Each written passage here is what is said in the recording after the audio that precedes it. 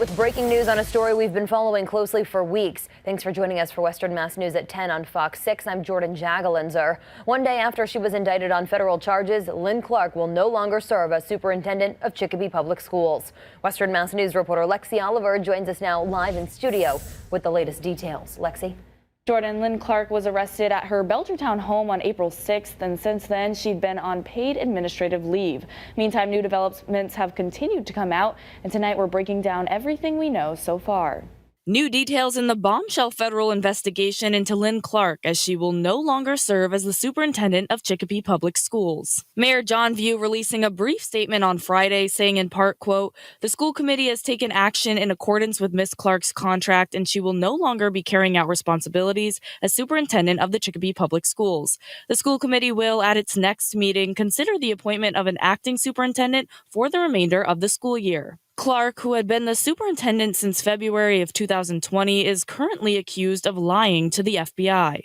In November of 2021, investigators allege an unknown candidate for the city's police chief began receiving multiple messages from an unknown number, threatening to release information that would cause harm to his or her reputation. As a result, the candidate withdrew their application. On December 3rd, the search for a new chief was paused after authorities learned there was blackmail involved. According to charging documents, on or around December 6th, Clark lied to federal agents claiming she was receiving threatening messages from unknown numbers, when in fact she'd actually sent them to herself. On February 7th, investigators say Clark denied having downloaded a mobile app which she'd used to purchase the fake numbers.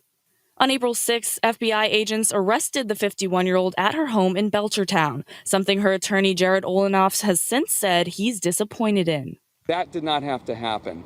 Especially because we had an understanding with the government that we would be notified that there was a time to come to court and that we would immediately come to court.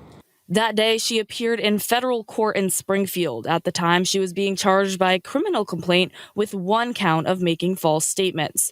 Our cameras were rolling as she exited, declining to make any comment. Later that evening, Clark was placed on paid administrative leave by the school committee. Chicopee Mayor John View addressing this to Western Mass News one day later. Past practice has been a person is paid leave until indicted. So in this particular case, we want to do the right thing and make sure that we handle this appropriately. On April 8th, Clark appeared publicly with her attorney denying all allegations against her. At this point, that's all they are. They are merely allegations. Absolutely nothing has been proven whatsoever. We have not seen any evidence of any kind of wrongdoing whatsoever. He also spoke to her character as an educator in the Chicopee school system for nearly 3 decades, asking the public to keep an open mind. For 29 years, she carried herself with dignity and held the utmost integrity in the Chicopee school system. On April 20th, the school committee discussed the personnel matter behind closed doors in an executive session. On April 21st, she was indicted by a federal grand jury on 2 counts of making false claims. And on April 22nd, news broke that Clark would no longer serve as the superintendent of Chicopee Public Schools. And we have reached out to the Chicopee School Committee, whose members tell us they will not be commenting. Alvin Morton is currently serving as acting superintendent. Clark is scheduled to appear again in federal court on April 27th. That's Wednesday. She faces up to 5 years in prison for each false statement, up to 1 year of supervised release, and a fine of up to $10,000 if convicted. Live in studio, Lexi Oliver, Western Mass News.